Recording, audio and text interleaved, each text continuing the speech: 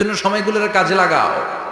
কিন্তু আফসোসের সাথে লক্ষ্য করা যাচ্ছে যুবকদের চরিত্রকে ধ্বংস করে দেওয়ার জন্য যে কয়েকটা হাতিয়ার আছে সবগুলো বাংলাদেশে আছে না নাই? ইয়াবা আছে না নাই? ফেন্সিডিল আছে না নাই? হিরোইন আছে না নাই? মারিজুয়ানা আছে না নাই? এই ফেন্সিডিল ইয়াবা আগে শুনতাম ইউনিভার্সিটির ছেলেরা খাইতো, এরপরে নাইমা আসলো কলেজে, এরপরে হাই স্কুলে, এখন প্রাইমারি ছেলেদের হাতে ওই ইয়াবা ঢুকছে। চিল্লা এখন ঠিক কিনা? দেশের যুব সমাজ আজকে কোথায়? পর্নোগ্রাফি, এক একটা মোবাইল এক একটা হিন্দি সিনেমার কারখানা। ইন্ডিয়ান নায়িকাদের কোমর দুলানো ডান্স আছে না নাই? স্মার্টফোন নিয়ে ছেলে স্মার্ট হয়, কিন্তু ইমান, আখলাক, চরিত্র সব শেষ। অপরাজনীতি, রাজনীতির নামে মন্দ খারাপ প্রতিহিংসামূলক ছাত্র রাজনীতি। নেতারা এই যুবক ছেলেদেরকে ইউজ করে, ওর বিরুদ্ধে ও মার, তুই ওরে মার, ওনারা থাকে অন্য জায়গায়, আছে না নাই? এভাবে আমাদের দেশের ছেলেদের চরিত্র, তাদের সম্ভাবনাকে আমরা নষ্ট করে দিচ্ছি। যুবক ভাইয়েরা, in the day of judgement, কিয়ামতের কঠিন ময়দানে আল্লাহ তাআলা 7 শ্রেণীর ব্যক্তিকে তার আরশের নিচে ছায়া দিবেন। এর মধ্যে এক শ্রেণী হচ্ছে তোমরা যারা যুবক, শাবুন নাশাআ ফি ইবাদাতিল্লাহ, ওই যুবক যারা তাদের যৌবনে তাদের সময়টা, তাদের দিন, তাদের রাত তারা আল্লাহর ইবাদতে কাটিয়েছে। সুবহানাল্লাহ পড়েন। 7 শ্রেণীর মধ্যে 2টা শ্রেণী হলো যুবক। একটা হলো যৌবন সময়ে যারা আল্লাহর ইবাদতে রাত কাটায়, সময় কাটায়। আর দ্বিতীয় ওই যুবক, যে যুবককে কোনো নারী অন্যায় কাজের, অন্যায় প্রেম করার পরকীয়ার অফার দেয়, ওই অফারকে ক্যান্সেল করে ওই যুবক বলে ইন্নী আখাফুল্লাহ, আমি এই পরকীয়ার দিকে যেতে পারি না, কারণ আমার অন্তরে ভয় আছে একজনের, তিনি কে? যাদের হৃদয়ে আছে আল্লাহর ভয়, তারা কবু পথ ভুলে যায় না। আল্লাহর প্রেম ছাড়াই দুনিয়া কারো কাছে কোনো কিছু চায় না। ঠিক কি না? রাতের আধারে যারা সেজদাতে রয়, দু চোখের স্রোতে নদী যেন বয়। আল্লাহু আকবার। তো তাহাজ্জুদ পড়বে কখন? ফজরে তো পড়তে পারে না, আছে না নাই? রাতের আধারে যারা সেজদাতে রয়, দু চোখের স্রোতে নদী যেন বয়। ছলনার হাতছানি যতই ডাকুক, পেছনে ফিরেও সে তাকায় না। যাদের হৃদয়ে আছে আল্লাহর ভয়, তারা কবু পথ ভুলে যায় না। আল্লাহর প্রেম ছাড়াই দুনিয়া কারো কাছে কোনো কিছু চায় না। চিল্লায় বলেন ঠিক কিনা? তার মানে প্রথম হচ্ছে এক যুবক, যেই যুবক তার যৌবন কালের সময়টা আল্লাহর ইবাদতে কাটায়। দ্বিতীয় হলো এমন যুবক পরকীয়ার অফার পেয়ে সে বলে আমি ভয় পাই একজনকে, তিনি কে? এজন্য যুবক, তোমার অন্তর আল্লাহর ভয় থাকতে হবে। তোমার সময়টা এমনি কাটানো যাবে না, ইবাদতে কাটাতে হবে। ঠিক কিনা? এজন্য আমরা নামাজের পরে বলি রাদিতু বিল্লাহি রাব্বা, আল্লাহকে রব হিসেবে পেয়ে আমরা খুশি।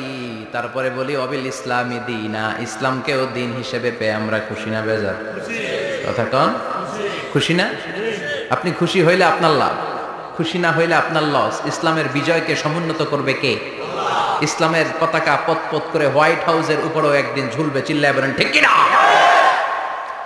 আল্লাহ বলেন খবরদার, ফু দিয়ে ইসলামের বাতি তোরা নিভাতে পারবি না। ইউরিদুনা লিয়ুতফিউ নূরাল্লাহি বিআফওয়াহিহিম ওয়াল্লাহু মুতিম্মু নূরিহি ওয়ালাউ কারিহাল কাফিরুন। ইসলাম বিরোধীরা চায় মুখের ফুৎকারে ইসলামের বাতিকে নিভিয়ে দিতে। আল্লাহ বলে খবরদার, ষড়যন্ত্র করে লাভ নাই, ইসলামের বিজয় আমি নিশ্চিত করে দেব।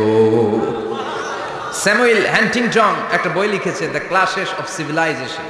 ওই বইতে তিনি বলেছেন এই যে সভ্যতার সংঘাত, এত সভ্যতা, চায়না সভ্যতা, আর্য সভ্যতা, বৈদিক সভ্যতা, সিন্ধু সভ্যতা, মহেঞ্জোদারো সভ্যতা, ইরাকীয় সভ্যতা, মিশরীয় সভ্যতা, একটার পর একটা সভ্যতা পৃথিবীতে এসেছে, একটার পর একটা সুপার পাওয়ার। এখন সুপার পাওয়ার হচ্ছে ইউনাইটেড স্টেটস অফ আমেরিকা, ধারণা করা হচ্ছে এরপরে চায়না হবে সুপার পাওয়ার, আবার অনেকে বলছে এরপরে ইন্ডিয়া হবে সুপার পাওয়ার। এভাবে একটার পর একটা সুপার পাওয়ার যাওয়ার পরে সর্বশেষ যে সুপার পাওয়ারটা পৃথিবীর বুকে মাথা উঁচু করে দাঁড়িয়ে থাকবে সেটার নাম হচ্ছে ইসলাম। সেটার নাম কি? তার নমুনা গোটা বিশ্বব্যাপী আছে না নাই?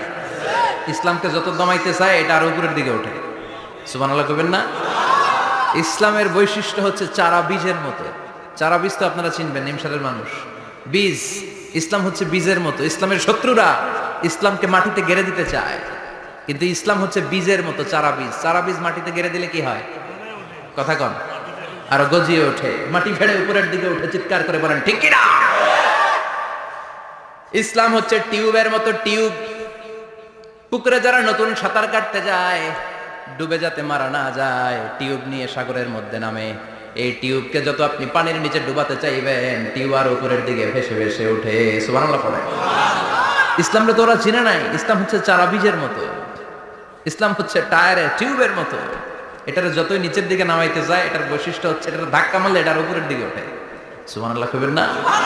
গোটা বিশ্বব্যাপী আজকে ইসলামের গণজোয়ার, হাজার হাজার লোক কালিমা পড়ে মুসলমান হচ্ছে। গত কিছুদিন আগে আফ্রিকাতে এক লোক এক গ্রামের কয়েক হাজার মানুষকে এক ময়দানে দাঁড় করিয়ে একসাথে শাহাদাতের বাণী পাঠ করিয়ে মুসলমান বানায় ফেলছে। এই আফ্রিকার বুকে এতদিন আমেরিকার কাজ ছিল, এটার বলে Tansir, Christian missionary. Lakh lakh dollar দিয়ে আফ্রিকার দেশগুলোর মধ্যে গরিব গরিব মুসলমানগুলোর তারা নাসারা বানাতো। এই বিষয়টা যখন মুসলিম স্কলারদের নজরে এলো, এখন গোটা বিশ্বের সব মুসলিম স্কলাররা আফ্রিকায় যে ইসলামের দাওয়াতকে প্রচার করে দিচ্ছে। গ্রামকে গ্রাম খ্রিস্টান সম্প্রদায় লা ইলাহা ইল্লাল্লাহ মুহাম্মাদুর রাসূলুল্লাহ। ঝিনুকের ভেতর লুকিয়ে থাকে যেমন মতি, ঝিনুকের ভেতর লুকিয়ে থাকে যেমন মতি, কলমা শাহাদাতে আছে আল্লাহর জ্যোতি, কলমা শাহাদাতে আছে আল্লাহর জ্যোতি। পড়েন সবাই। ঝিনুকের ভেতর লুকিয়ে থাকে যেমন মতি, ঝিনুকের ভেতর লুকিয়ে থাকে যেমন মতি, কলমা শাহাদাতে আছে আল্লাহর জ্যোতি, কলমা শাহাদাতে আছে আল্লাহর জ্যোতি। ঠিক কি না? এই জ্যোতি যদি একবার কারো হৃদয়ের মধ্যে স্থান করে নেয়, এই নুরানি আলোর ছোটা যদি কারো হৃদয়ের মধ্যে জায়গা দখল করে নেয়, পৃথিবীর কোনো মতাদর্শ তার অন্তরের মধ্যে আর থাকতে পারে। গ্রামকে গ্রাম আফ্রিকাতে এখন কালিমা পড়ে পড়ে মানুষ মুসলমান হয়ে যাচ্ছে। সুবহানাল্লাহ পড়ে। একদিন আমেরিকার হোয়াইট হাউসের উপরেও কালিমার লা ইলাহা ইল্লাল্লাহর পতাকা পতপত করে উড়বে। চিল্লায় বলেন ঠিক কি না? এজন্য আমরা বলি ওয়াবিল ইসলামি দীনা, ইসলামকে ধর্ম হিসেবে পেয়ে আমরা খুশি না বেজার?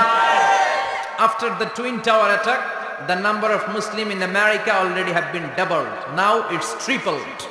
Twin Tower attack এর আগে আমেরিকায় যত মুসলমান ছিল, এটা গত কয়েক বছর ধরে ছিল ডবল, এখন এটা ট্রিপল হয়ে গেছে।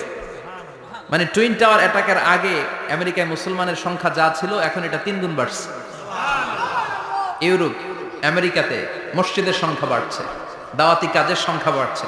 এমনকি হার্ভার্ড ইউনিভার্সিটিতে, অক্সফোর্ডে, ক্যামব্রিজের ভেতরে, MIT, Massachusetts institute of technology, সায়েন্সে যারা পড়ে এদের স্বপ্ন MITর ভিতরে ইসলাম ঢুকে গেছে। এজন্য ইসলামের আলোকে কেউ নিভিয়ে দিতে পারবে? ইসলামের গতিকে কেউ থামিয়ে দিতে পারবে? এটা অসম্ভব। এজন্য ইসলামের বিজয় সুনিশ্চিত। আমরা যারা লেগে থাকতে পারবো, আমাদের কপালকে উজালা করে দিবে কে? আর বিরোধিতা যারা করব তাদের সব শেষ, দুনিয়াও শেষ, আখিরাতও আমও শেষ, সালাও। এজন্য আমরা বলি রাদিতু বিল্লাহি রাব্বা, আল্লাহ তোমার রব হিসেবে পেয়ে আমরা বড্ড খুশি। ওয়াবিল ইসলামি দীনা, ইসলামকে ধর্ম হিসেবে পেয়ে আমরা খুশি। ওয়াবি মুহাম্মাদিন রাসূলা, বিশ্ব নবীকে রাসূল হিসেবে পেয়েও আমরা খুশি না বেজার? এমন রাসূল, গোটা বিশ্বের শ্রেষ্ঠতম রাসূল, শ্রেষ্ঠতম ব্যক্তিত্ব, যার কাছ থেকে পজিটিভ কোনো জিনিস ছাড়া নেগেটিভ কোনো জিনিস প্রকাশিত হয় নাই। সব ইতিবাচক। Always come back positive, not go back negative. সব সময় পজিটিভ বলতেন, পজিটিভ ভাবতেন, পজিটিভ কাজ করতেন। কোনো নেগেটিভ, নেতিবাচক কোনো কিছু বিশ্বনবীর জীবনে খুঁজে পাওয়া যায়? চিল্লায় বলেন, খুঁজে পাওয়া যায়? As a father, as a husband, as a commander, as a lawyer, as a reformer of the society, Muhammad is the superman of the world. গোটা বিশ্ব এখন তাকে সুপারম্যান ভাবতেছে, boss, boss of the all bosses. পৃথিবীতে যত বস এসেছে, সব বসের সবচেয়ে বড় বস হচ্ছে বিশ্বনবী মুহাম্মদ সাল্লাল্লাহু আলাইহি। এজন্য আমরা বলি ওয়াবি মুহাম্মাদিন রাসূলা, আল্লাহকে রব হিসেবে পেয়ে আমরা যেমন খুশি, ইসলামকে ধর্ম হিসেবে পেয়ে তেমন খুশি, বিশ্ব নবীকেও রাসূল হিসেবে পেয়ে খুশি না বেজার? কথা কর। এই বিশ্ব নবীর ভালোবাসা যদি অন্তরে না থাকে জান্নাতে ঢোকা যাবে নাকি? আল্লাহর ভালোবাসা, বিশ্ব নবীর ভালোবাসা অন্তরে থাকার দরকার আছে না নাই? আল্লাহকে যে পাইতে চায় হযরতকে ভালোবেসে, আরশ কুরসি লৌহ কালাম না চাইতে পেয়েছে সে। হযরতকে ভালোবেসে আরশ কুরসি লৌহ কালাম না চাইতে পেয়েছে সে। চিল্লায় বলেন ঠিক কিনা? নবীর ভালোবাসা অন্তরে থাকতে হবে। তাহলে তিনটা জিনিসের ঘোষণা আমরা দেই নামাজের পর। আল্লাহকে রব হিসেবে পেয়ে আমরা খুশি, ইসলামকে ধর্ম হিসেবে পেয়ে খুশি, বিশ্বনবীকে রাসূল হিসেবে পেয়ে খুশি, আবার এই কিতাবটারে সংবিধান হিসেবে পেয়ে আমরা খুশি না বেজার? এটার আলোকে আমাদের সমাজ প্রতিষ্ঠিত হোক, মদিনার সমাজ হোক, সোনালী সমাজ হোক, আলোকিত সমাজ হোক, আমরা চাই কি চাই না? এই কোরআনের আইন দিয়ে আমার দেশ চলুক, আমরা চাই কি চাই না? এই কোরআনে ধর্ষকদের বিচার আছে না নাই? অবিবাহিত ধর্ষক হলে 100 ব্যাট, আর যদি বিবাহিত ধর্ষক হয় ডেথ পেনাল্টি। সৌদিতে করে হেড অফ, মাথাটাকে নুইয়ে তলোয়ার দিয়ে এক কোপ মেরে গর্দানটা আলাদা করে দেয়, ঠিক কিনা? অনেক দেশে ডেথ পেনাল্টি করে হ্যাঙ্গিং এর মাধ্যমে, ফাঁসির মাধ্যমে। ধর্ষণের বিচার বাংলাদেশে সহজে পাওয়া যায় না, কিন্তু কোরআন দিয়ে বিচার করলে ওই বিচার আছে না নাই?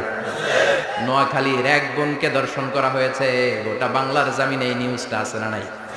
কোরআনের বিচার থাকলে আলটিমেটাম হতো 24 ঘন্টা, 24 আওয়ার্স। 24 আওয়ার্স এর মধ্যে ধর্ষককে ডেকে এনে বাইতুল মোকাররমের স্কয়ারের সামনে লক্ষ মানুষের চোখের সামনে ফাঁসির রশিতে ঝুলিয়ে দেয়া হতো। বড় বড় চোরগুলোর হাত কেটে দেয়া হতো। কলা চোর, ডিম চোর, মুরগি চোর না, বড় বড় সাইজের চুরি যারা করে 1000 কোটি টাকা মেরে দেয়, দেশের 12টা বাজিয়ে দেয়, দেশের 10-এর সর্বনাশ করে, সিমেন্ট খাইয়া, টিন খাইয়া, রড খাইয়া সব হজম করে। ব্রিজ ভেঙে গেলে ব্রিজের ভেতরে পাওয়া যায় বাঁশ, তার মানে রড গেছে কই? হ্যাঁ, পেটে। এগুলোর এক একটার পেটে 10টা করে পাকস তুলে দিছে আল্লাহ। 10টা স্টোমাক না থাকলে রড হজম হয়? কথা কয় না? এগুলোর বিচার হওয়ার দরকার আছে না নাই? কোরআনের রাজ যদি কায়েম হয়, এই সবগুলো বড় বড় চোরের বিচার হবে, লাইভ ব্রডকাস্টিং হবে টিভিতে, আমরা সবাই দেখবো কেমন করে তাদের হাত কাটা হয়। ওই সমাজ আমাদের দেশে চালু হোক, আমরা চাই কি চাই না? তাহলে সোজা সাপটা হিসাব, এই 4টা জিনিসের বিরুদ্ধে কেউ অবস্থান নিলে তাদের বিরুদ্ধে আমাদের অবস্থান, জোরে কোন ঠিক কিনা? আর এই 4টা জিনিসের পক্ষে যারা কথা বলবে তাদের জন্য আমাদের অন্তরে দোয়া আছে না নাই? এক হচ্ছে আমার রব, 2 হলো আমার ইসলাম, 3 হলো আমার পেয়ারা নবী, 4 হলো আমাদের আল্লাহর দেয়া সংবিধান কোরআন। এই 4টা জিনিসের বিরুদ্ধে কথা বললে খবর আছে না নাই? এই 4টা জিনিসের বিরুদ্ধে কথা বলা হবে মুসলমানদের দেশে। এই 4টা জিনিসকে কটূক্তি করা হবে, অপমান করা হবে, আর এর বিরুদ্ধে প্রতিবাদ আসবে না। মুমিন চুপ করে বসে থাকবে, সেটা মুমিন নয়, সেটা মুনাফিক। চিল্লায় বলেন ঠিক কিনা? এজন্য এই 4টা জিনিসের বিরুদ্ধে কথা বললে প্রতিবাদের ঝড় তোলার দরকার আছে না নাই? রাজি আছো মুসলমান? এই 4টা জিনিসের জন্য ভালোবাসা আমাদের অন্তরে তুমি স্থান করে দাও। এগুলোকে পুঁজি করে যেন আমরা জান্নাতের অধিকারী হতে পারি, তুমি তৌফিক দাও। আর জোরে পড়েন আমিন। আজকে আমরা যে বইটা থেকে কথা শুনবো, বইটার নাম কি বলেন? আরো জোরে বলেন, কি নাম? আজকে আমরা জানার নিয়তে, শিখার নিয়তে, আমাদের আখিরাতটাকে সুন্দর করার নিয়তে কোরআন থেকে কিছু কথা শুনবো, ইনশাআল্লাহ। পড়েন, আরো জোরে পড়েন ইনশাআল্লাহ। আমাদের সবকিছু হয়ে যাচ্ছে শো অফ, মাহফিল হয়ে যাচ্ছে শো অফ, আলোচনাগুলো হয়ে যাচ্ছে শো অফ, লোক দেখানো ভাব। অন্তরে ইখলাস নাই, আল্লাহর প্রতি দরদ নাই, স্রষ্টার প্রতি অগাধ বিশ্বাস আর ভালোবাসা নাই। আমাদের ডে টু ডে লাইফের চিত্র যদি আমরা খেয়াল করি তাহলে দেখবো our spirituality is going down, our লিল্লাহিয়াত, ইখলাস ইজ গোয়িং ডাউন। আমাদের ইখলাস যাচ্ছে নিচের দিকে, মানে কমছে, ডিক্রিজিং ডে আফটার ডে। কিন্তু our greed, our jealousy, our arrogance, আমাদের অহংকার, আমাদের ক্ষমতার প্রতি লোভ, আমাদের হিংসা, এগুলো দিন দিন উপরের দিকে যাচ্ছে। চিল্লা এখন ঠিক কিনা? এই তাফসির মাহফিলগুলোর মূল উদ্দেশ্য হচ্ছে আমাদেরকে রাইট ট্র্যাকে নিয়ে আসা। We should come back to the right track. Train যদি লাইনচ্যুত হয়, অ্যাক্সিডেন্টের সম্ভাবনা আছে না নাই? লাইনচ্যুত হয়ে গেলে রেল কর্তৃপক্ষ এটাকে এসে আবার লাইনে তুলে দেয়, ঠিক কিনা? আমরা শয়তানের ওয়াসওয়াসাতে প্রায় লাইনচ্যুত হয়ে যায়। এই তাফসির মাহফিলগুলোর উদ্দেশ্য হচ্ছে আমাদেরকে আবার লাইনে তুলে দেয়া। আলহামদুলিল্লাহ কোন। এই জন্য সময় নষ্ট করে, যে সময় ব্যয় করে যে আমরা এসেছি, আসুন আমরা শুরুতেই নিয়তটাকে খালেস করে নেই, যে আজকে আমরা যা শুনবো আমলের নিয়তে শুনবো, ইখলাসের সাথে শুনবো, নিজেকে পরিবর্তন করার জন্য শুনবো, আমার আখিরাতটাকে, আমার জান্নাতটাকে সুন্দর করার জন্য শুনবো। আসলে আমরা সরাসরি কোরআন থেকে শুনি, কেননা কোরআন থেকে কথা শুনলেই বরকত, কোরআন থেকে কথা শুনলে জীবন আলোকিত হয়। জীবনটা আলোকিত করে দেয় কে? কারণ সব সমস্যার সমাধান দিতে পারে। সমাধান চাও যদি জীবনে, মরণে ফিরে যাও, খুঁজে নাও, চোখ রাখো কোরআনে। চোখ রাখবেন কোথায়? না টিভির পর্দায়? কোথায়? সমাধান চাও যদি জীবনে, মরণে ফিরে যাও, খুঁজে নাও, চোখ রাখো কোরআনে। If you want the solution this dunya and akhirah, go back, have a look to the holy Quran. Subhanallah পড়েন। সমাধান চান তো go back, sit down and have a look to the Quran. আপনার জীবনের সব সমস্যার সমাধান কোরআনের ভেতরে আছে না নাই? সেই কোরআন থেকে আমরা কথা শুনবো। আমি আমার খুতবার শুরুতে সূরাতু আল কারিয়ার প্রথম 3টি আয়াত তেলাওয়াত করেছি। এই সূরার ভেতরে আল্লাহ তাআলা কিয়ামতের নকশা এঁকে দিয়েছেন, কিয়ামতের প্রামাণ্য বর্ণনা দিয়েছেন। কিয়ামত যে একদিন হবে, এই পৃথিবী যে ধ্বংস হয়ে যাবে, এটার ব্যাপারে সবার অগাধ বিশ্বাস আছে তো? না সন্দেহ সন্দেহ লাগে? সন্দেহ আছে কারো?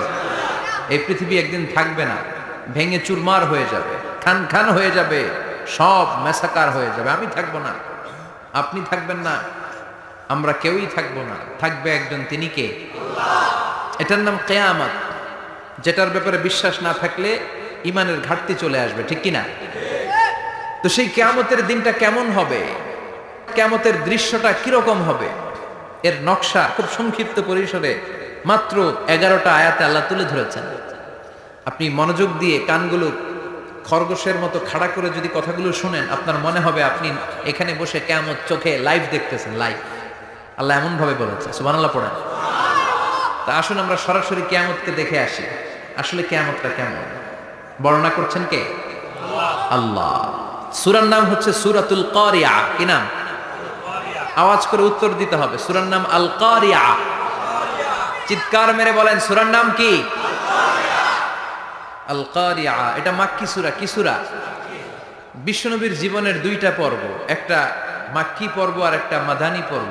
এটা মাদানী পর্বে নাজিল হয়নি, এটা নাজিল হয়েছে মাক্কি পর্বে। এই সূরার আয়াত সংখ্যা 11। এটা কোরআনের 101 নম্বর সূরা। এটা আল কোরআন আল কারীমের 30তম পারায় অবস্থিত একটা সূরা। আমাদের অনেকেরই মাশাআল্লাহ মুখস্থ আছে, আছে না? ইমাম সাহেব নামাজে প্রায় পড়ে, অনেকেরই মুখস্থ। শুনতে শুনতে কবে যে মুখস্থ হয়েছে আমাদের নিজেরাও জানি না। সুবহানাল্লাহ পড়ে। কোরআনের ভিতরে খালি বরকত, এটার সাথে লাগলেই বরকত, মসজিদে গেলেই বরকত।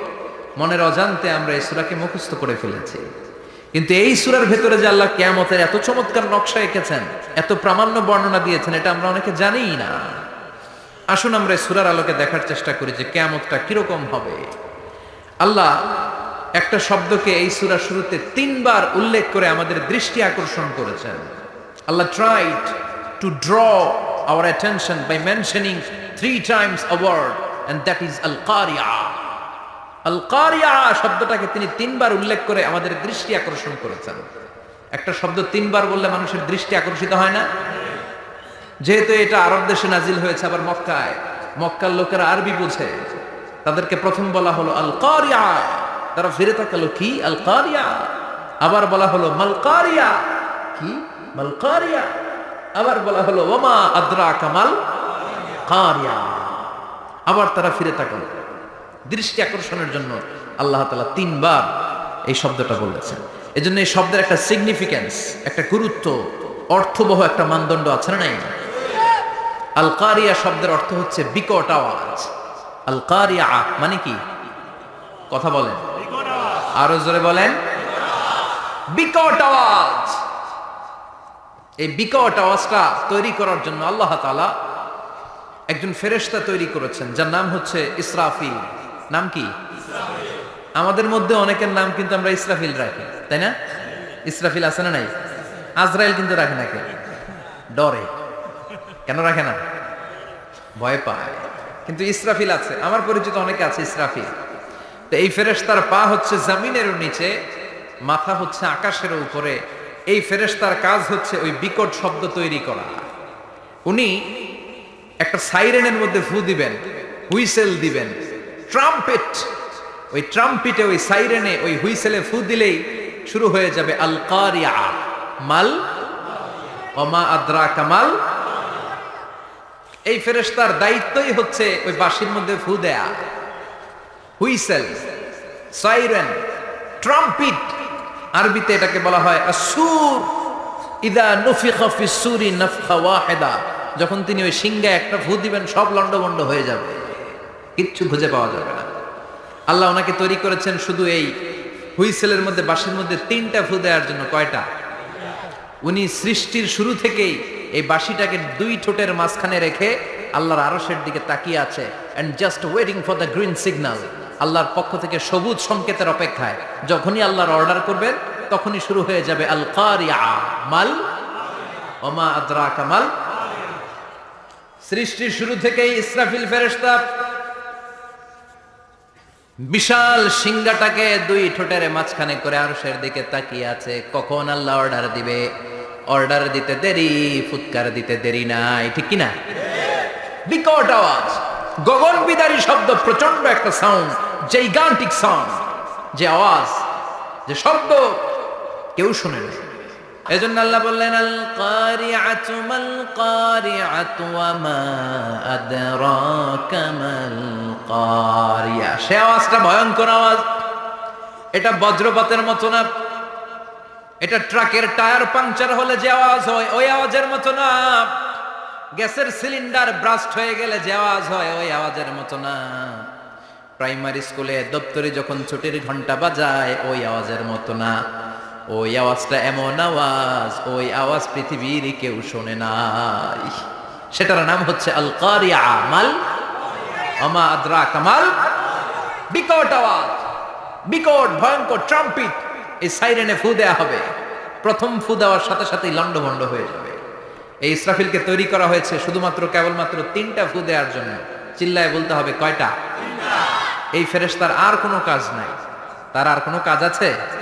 ঠিক যে মুহূর্তে, এখন আমার ঘড়িতে বাজে 9:50, রাত 9:50, ঠিক এই মুহূর্তে যখন আমরা তাফসীর শুনছি, ঠিক এই মুহূর্তেও ইসরাফিল ফেরেশতা সিংহাটাকে 2 ঠোঁটের মধ্যে লাগিয়ে আল্লাহর আরশের দিকে তাকিয়ে আছে। ওই যে সৃষ্টি শুরু থেকে তাকিয়ে আছে, আজ অবধি তাকিয়ে আছে। যখনই গ্রিন সিগন্যাল আসবে, মুহূর্তেই শুরু হয়ে যাবে আল কারিয়া। মাল ওয়া মা আদরাকা মাল। আল্লাহ বললেন সে আওয়াজটা হবে বড্ড ভয়ঙ্কর। প্রথম ফুৎকার যখন দেয়া হবে, এটারে বলে নাফখাতুল ফাজা। দুনিয়ার সব মানুষগুলো অবাক হয়ে যাবে, পুরো পৃথিবীটা কেঁপে উঠবে, পৃথিবীর বিল্ডিং গুলো দুমড়ে মুচড়ে পড়বে, পৃথিবীর বড় বড় যত পাহাড়গুলো আছে তুলার মতো বাতাসে পাহাড়গুলো ধুলিত হতে থাকবে। আল্লাহু আকবার। আল্লাহ বললেন ইয়াউমা ইয়াকুনুন নাসু কাল ফারাশিল মাবথুস ওয়া তাকুনুল জিবালু কাল আহিনিল মানফুশ। সেদিন মানুষগুলো বিক্ষিপ্ত পতঙ্গের মতো নিক্ষিপ্ত হবে যখন আল কারিয়া, এই বিকট আওয়াজটা হবে। শুনতেছেন? মনোযোগ আছে? কথা বুঝতে সমস্যা হচ্ছে না তো? 3টা ফুৎকার। কয়টা? প্রথম ফুৎকার দেওয়ার সাথে সাথে মানুষগুলো বিক্ষিপ্ত পতঙ্গের মতো নিক্ষিপ্ত হবে। এই যে আরামসে বসে আছি, তখন আর বসে থাকা যাবে না। কে ধাক্কা খেয়ে কই চলে যাব টেরই পাওয়া যাবে না। আমরা এই যে বসে আছি, এর কারণ হচ্ছে গ্র্যাভিটেশনাল একটা ল আছে, পাওয়ার। এটার বাংলায় বলে মাধ্যাকর্ষণ শক্তি। কি শক্তি? কথা বলেন। কে আবিষ্কার করছে এটা? হ্যাঁ, কে? বিজ্ঞানের নিউটন, আইজাক নিউটন আবিষ্কার করেছে। আপেলকে সে নিচে পড়তে দেখে গবেষণা করে পেয়েছে গ্র্যাভিটেশনাল পাওয়ার। ওইটা থাকার কারণে পৃথিবীর সেন্টার সবকিছুকে নিচের দিকে টানে, নিজের দিকে টানে, ফলে আমরা বসে আছি। কিন্তু এই মাধ্যাকর্ষণ শক্তির বাইরে যদি আমরা আকাশে উঠে যাই, আর কিন্তু কোনো টানাটানি নাই, আপনি শূন্যে ভেসে থাকবেন। নভোচারীরা মহাশূন্যে যে ভেসে থাকে, কিয়ামতের এই ধাক্কার ভাইব্রেশন যখন শুরু হয়ে যাবে, পুরো পৃথিবীটা মুহূর্তের মধ্যে কেঁপে উঠবে। এমন কম্পন, এমন আওয়াজ পৃথিবীবাসী আর আগে আর শোনে নাই। একটা ধাক্কার চোটে মানুষগুলো ছিটকে কে যেন কই পড়ে যাবে, কেউ টের পাবে না। কে কই চলে গেছে হিসাব নাই। সব থাকবে ওই টাইমে, সব থাকবে না। কেউ থাকবে টয়লেটে, কেউ থাকবে ঘুমে, কেউ থাকবে বাজারে। আপনাদের নিমসার বাজার তো থাকবে তখন, না থাকবে? কই যে লন্ডভন্ড হয়ে যাবে হিসাব নাই। কে যে কোথায় ছিটকে পড়বো আমরা জানি না। বিক্ষিপ্ত পতঙ্গের মতো আমরা নিক্ষিপ্ত হব। শীতকালে আমার দেশের ছেলেরা রাত্রেবেলা ব্যাডমিন্টন খেলে, র্যাকেট খেলে না? নিমসারে বোধহয় খেলে টেলে না, খেলে তো। ওরা বাঁশ গেড়ে দেয় ক্ষেতের মাঝখানে। কি গাড়ে? এরপরে বাঁশের মধ্যে লাগায় কি? লাইট। লাইট গুলো লাগালে দেখবেন ক্ষেতের গ্রামের পোকাগুলো এসে লাইটের মধ্যে ছিটকে ছিটকে পড়ে। আমাদের অবস্থায় পোকার মতো হবে তখন। আল্লাহ সেটাই বললেন, ইয়াউমা ইয়াকুনুন নাসু কাল ফারাশিল মাবসুস। বিক্ষিপ্ত পতঙ্গের মতো মানুষগুলো নিক্ষিপ্ত হবে। ওয়া তাকুনুল জিবালু কাল ইহনিল মানফুশ। তুলাকে যখন পিটানো হয়, ধ্বনিত করা হয়, দেখবেন তুলার ছোট ছোট কণা বাতাসের মধ্যে ভাসতে থাকে। ফু মারলে আরো দূরে যায়, আরো বাতাস আসলে উড়ে উড়ে যে কোথায় চলে যায় টের পাওয়া যায় না। সুবহানাল্লাহ। বিশাল বিশাল পাহাড়গুলো এরকম ধ্বনিত তুলার মতো শূন্যে উঠতে থাকবে, একটা পাহাড়ও টিকবে না। বাংলাদেশের সবচেয়ে বড় পাহাড়ের নাম কি জানেন? তাজিংডং পর্বত। কিন্তু সবচেয়ে বড় পাহাড় হচ্ছে গারো পাহাড়, ময়মনসিংহের। ওটা থাকবে কিয়ামতের দিন। আল কারিয়া, মাল কারিয়ার সময় টিকবে ওইটা। তাজিংডং বিজয় সবচেয়ে বড় পর্বত শৃঙ্গ। কোথায় এটা? বান্দরবান। এটা এটা টিকবে? কেউকারাডাং একটা আছে না? চিম্বুক আছে না? টিকবে? টিকবে না। পৃথিবীর সবচেয়ে বড় পাহাড় মাউন্ট এভারেস্ট নেপালে 29,035 ফিট উঁচু, টিকবে? ইউরোপের সবচেয়ে বড় পাহাড় আল্পস পর্বতমালা টিকবে না। আমেরিকার সবচেয়ে বড় পাহাড় আলাস্কা পর্বতমালা টিকবে না।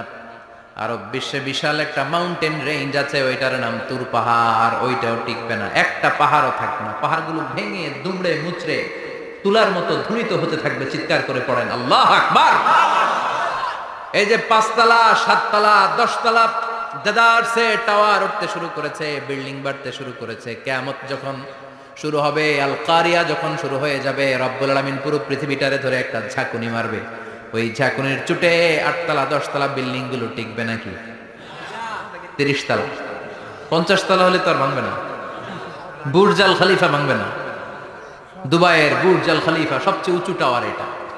কিংডম টাওয়ার এটা নাকি আরো উঁচু হবে, 1000 মিটার উঁচু হবে।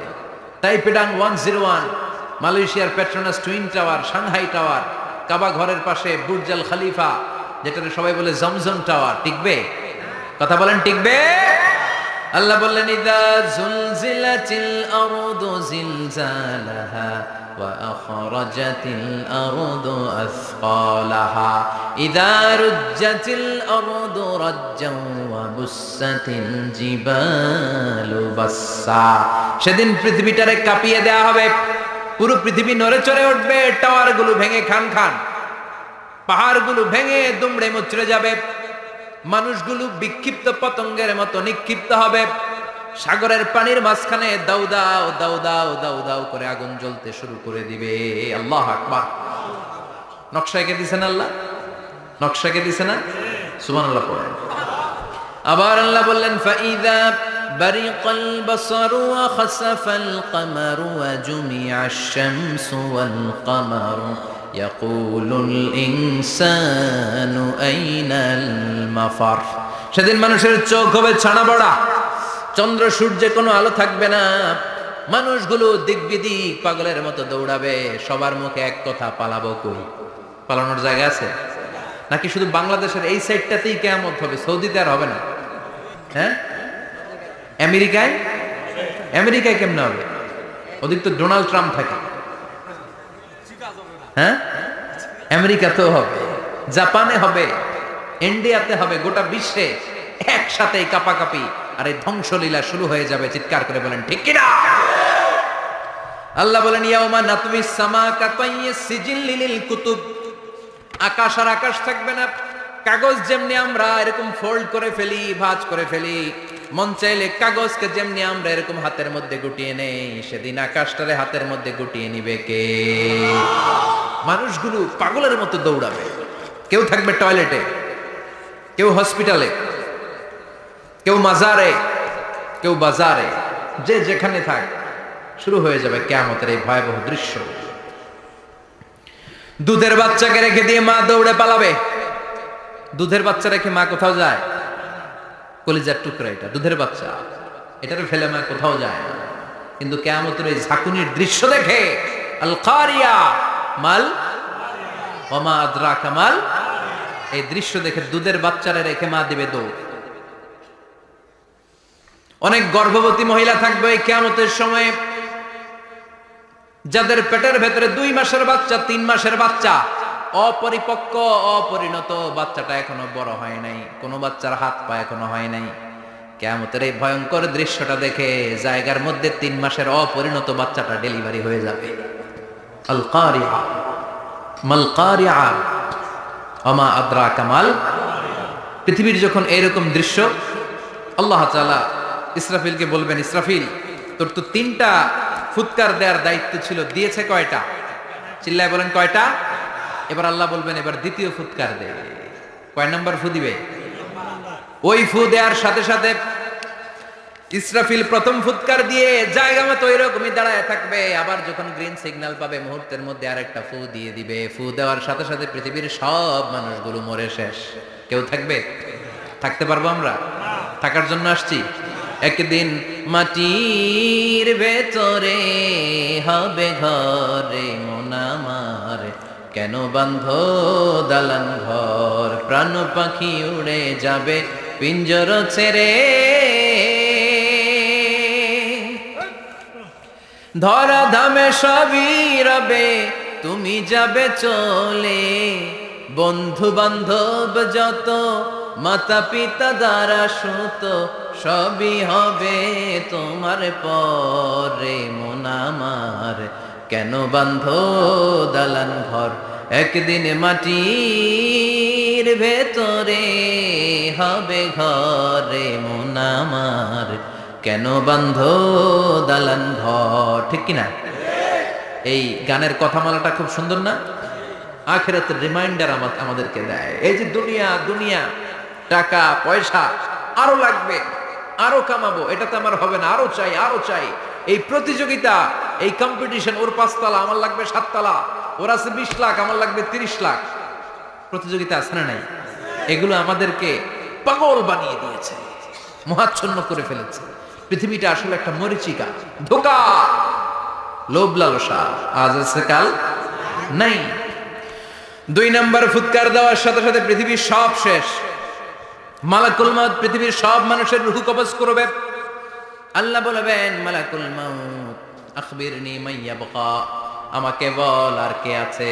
মালাকুল মউত বলবে পৃথিবীর সব মানুষের রূহ কবজ করে শেষ, কেউ নাই। মানুষবিহীন পৃথিবী, মানুষের কোলাহলে পৃথিবীটা মুখরিত থাকতো এতদিন। গোটা পৃথিবীব্যাপী মানুষের কোলাহল, ওই যে সাইয়েদনা আদম থেকে শুরু হয়েছে, আর থামে নাই। মানুষ আর মানুষ, মানুষ আর মানুষ, মানুষ আর মানুষ, সব মানুষ শেষ। আল্লাহ আশরাফুল মাখলুকাত একটারেও রাখি নাই, সব শেষ। শুধু আছে জিন জাতি। আল্লাহ বলবেন যাও এবার জিন জাতি ধরো, জিনদের রূহ কবজ করো। মালাকুল মউত কিন্তু জিনদের রূহ কবজ করে। ওমা খলাকতুল জিন্না ওয়াল ইনসা ইল্লা লিয়াবুদুন। জিন জাতি আর মানব জাতি, এই 2 জাতিকে আল্লাহ তাআলা তৈরি করেছে কার ইবাদতের জন্য? আমরা যেমনি নামাজ পড়ি, জিনেরাও নামাজ পড়ে। আমরা যেমনি রমাদানের রোজা রাখি, জিনেরাও রমাদানের ফরজ রোজা রাখতে হয়। আমরা যেমনি হজ করি, জিনেরাও হজ করে। আমরা যেমনি আরাফার দিনে কাঁদতে কাঁদতে আল্লাহর কাছে দোয়া করি, আল্লাহ লাব্বাইক করে, জিনেরাও পড়ে। আমরা দেখি না, এদের দেখা যায়? দেখা যায় না। জিসমুন নারিয়ুন আগুনের তৈরি ওদের দেহ।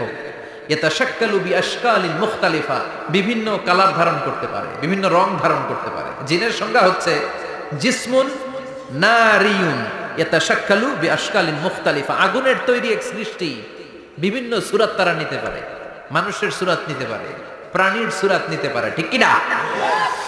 মালাকুল মাউত জিন জাতি হত্যা করতে শুরু করবেন, রূহ কবজ করবেন, করতে করতে সব শেষ। খারাপ জিনদের সর্দার হলো ইবলিস। সব জিনদেরকে মারতে যত কষ্ট দেয়া হয়েছে, সবচেয়ে বেশি কষ্ট দিয়ে ইবলিসের রূহ কবজ করে ফেলা হবে। ইবলিস আর নাই, মানুষও নাই, জিনও নাই, পশু পাখি কিচ্ছু নাই।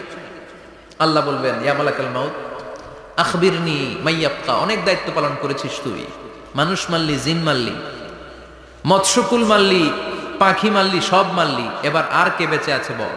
মালাকুল মউত বলবে, আল্লাহ আর কেউ নাই, খালি ফেরেশতারা আছে। কারা আছে? মালাইকা। আল্লাহ বলবে, যা এবার ফেরেশতাদের গোষ্ঠী শেষ কর। মালাকুল মউত একটার পর একটা ফেরেশতার রূহ কবজ করবে, একটার পর একটা, একটার পর একটা, করতে করতে সব ফেরেশতা। ফেরেশতাদের সংজ্ঞা হচ্ছে জিসমুন নূরিয়ুন ইয়াতাশাক্কালু বিআশকালিন মুখতালিফা, আলোর তৈরি, নূরের তৈরি একটা দেহ, চাইলে বিভিন্ন সূরত ধারণ করতে পারে। জিন আর ফেরেশতার পার্থক্য বুঝেছেন? জিন কিসের তৈরি? আগুন, জিসমুন নারিয়ুন, আর ফেরেশতা হচ্ছে জিসমুন নূরিয়ুন, নূর দিয়ে তৈরি। একের পর এক ফেরেশতা সবার করা হবে। এবার আল্লাহ বলবেন, ইয়া মালাকাল মাউত আখবিরনি মাইয়াবকা, আর কে কে বেঁচে আছে বল। মালাকুল মউত বলবে, মাবুদ কেউ নাই, মানুষ নাই, জিন নাই, ফেরেশতাও নাই, শুধু আমার তিনজন কলিগ বাকি। কয়জন? জোরে বলেন, কয়জন? জিব্রাইল বাকি, ইসরাফিল বাকি, মিকাইল, আর আমি। আল্লাহ বলবে, মিকাইলের রূহ কবজ করে নিয়ে আয়। যে মিকাইল আমার আদেশে পৃথিবীতে বৃষ্টি ঝরাতো, আমার আদেশে ক্ষেত খামারে ফসলের ব্যবস্থা করে দিত, আমার আদেশে মানুষের রিজিকের হিসাব রাখতো, এই মিকাইলের রূহ কবজ করে নিয়ে আয়। এক নাম্বার কলিগ শেষ। কলিগ বুঝেন তো? সহকর্মী। কলিগ মানে কি? সহকর্মী। এক নাম্বার কলিগ নাই। আল্লাহ বলবে, যা এবার ইসরাফিলের রূহ কবজ কর। ইসরাফিল ফেরেশতা তখনও আল্লাহর আরশের দিকে ঠোঁটের মাঝখানে বিশাল সিংহটা নিয়ে তাকিয়ে আছে। ওই মুহূর্তে মালাকুল মাউত যে সালাম দিয়ে রূহটা কবজ করে ফেলবে। ইসরাফিলও নাই, ইসরাফিলও নাই।